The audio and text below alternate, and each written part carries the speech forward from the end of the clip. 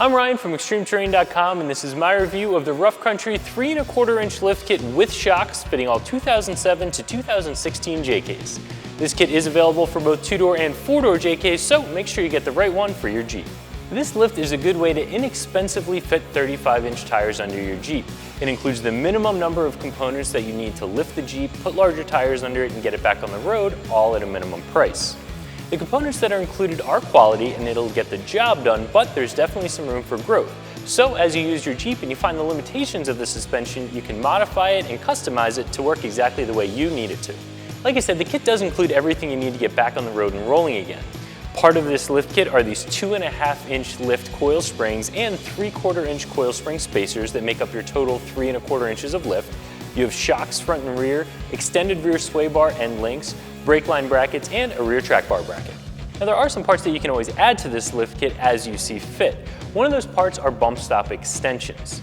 Anytime you're doing suspension work, you want to fully flex the suspension and make sure you don't have any clearance issues. You also want to make sure that you're not going to fully compress a shock, which can damage it, fully compress a spring or put it in a coil bind, which again can damage it, or put a tire up into the body, which can damage a fender flare or pop one off.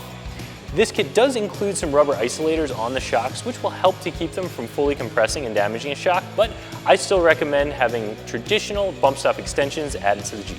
Another component that isn't included in this kit that I always recommend for a lift kit of this height would be some sort of geometry and pinion correction, especially for the front of the Jeep. Anytime you're lifting the suspension, you're rolling the axle, which will get your caster out of spec, which can cause a bit of a flighty feel going down the highway because the steering wheel doesn't quite want to recenter, and it can also change your pinion angle, which can cause driveline vibrations and excessive wear of U-joints and other drive shaft components. If that is a concern of yours, once you have this lift kit installed, you can always go ahead and add geometry correction brackets or different control arms. The springs that are included in this lift kit do provide 2.5 inches of lift, and they're going to be stiffer, which means they're going to hold up to extra weight from bumpers, armor, winches, and large spare tires a little bit better than those factory springs will. The shocks that are included in this kit are going to be sized properly for the new lifted suspension, so you're still going to get the maximum up and down travel. As you can see, the shocks don't have any sort of band or anything that's limiting them from extending on them right now, and they're not extending automatically. And that's because these are a hydraulic shock and not a nitrogen charged shock. A nitrogen charged shock has a few benefits over hydraulic. The nitrogen in the shock will keep the liquid in the shock from foaming up and cavitating when it's worked really, really hard. That cavitation can cause shock fade. The downside to a nitrogen charged shock is they can ride a little bit stiffer. So the hydraulic shocks that are included in this kit are going to ride a little bit softer and be a little bit more comfortable, but you're not going to have the added benefit of the nitrogen in the shock to keep the shock from foaming and fading over time. For most of us that go off-road, a hydraulic shock is perfectly fine, and it's actually a more comfortable ride than a nitrogen shock. However, if you're somebody who's doing high-speed desert racing, go over washboards, that type of thing, you might be more interested in a nitrogen shock to keep it from fading. Like everything else in this lift kit, the rear track bar bracket that's included will get the job done. It's not going to be quite as beefy as some of the track bar brackets that are included in other rough country kits or in other kits on the market, so if you find that you have a little bit of sway in the back of the Jeep, it could be from this bracket flexing. However, it'll definitely get the job done, it'll allow you to use that factory rear track bar, and it'll get you back on the road again, and it has adjustment for roll center, which is a nice feature. Keeping with the theme of getting the job done but leaving a little bit of room for improvement are the brake line relocation brackets. As you can see, they're really simple relocation brackets, and in the back of the Jeep, they'll definitely get the job done without a problem. Even some of the higher end kits include a bracket really similar to this, and there's no problem in the back.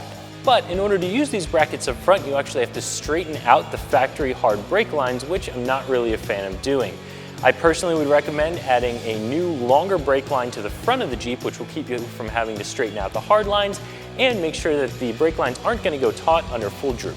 Finally, along with all the hardware you need to get this bolted into the Jeep, the kit does include new longer rear sway bar end links.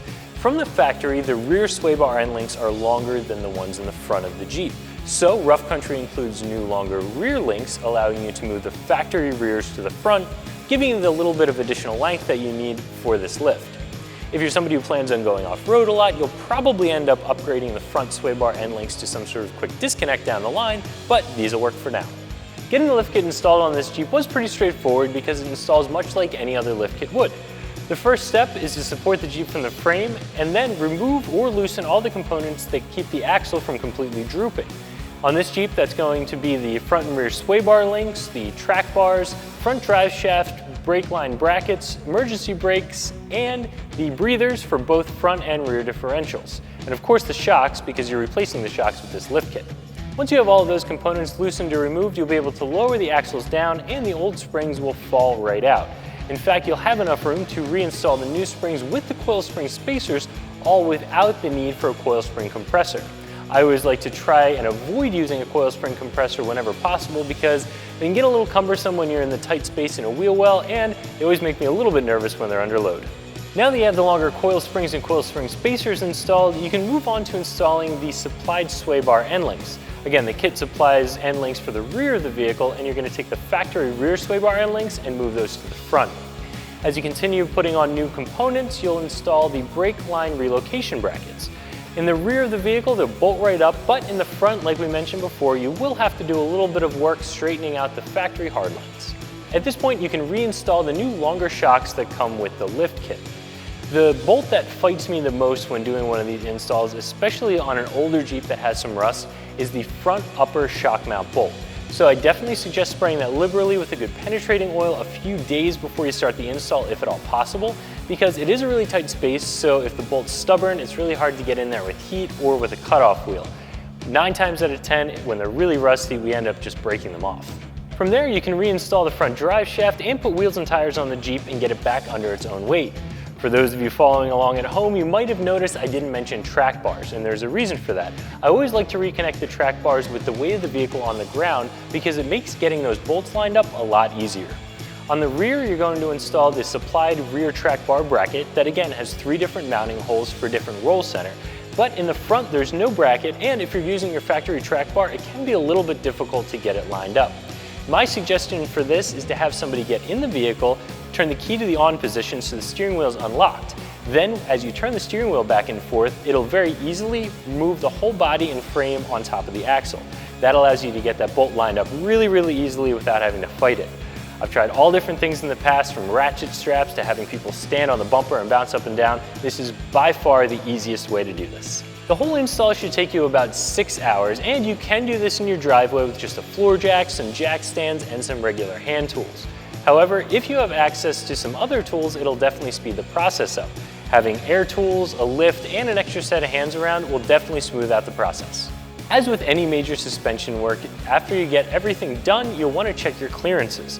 You'll flex the suspension to make sure you're not going to have a tire contact the body or fully compress a shock or a spring, which can cause damage.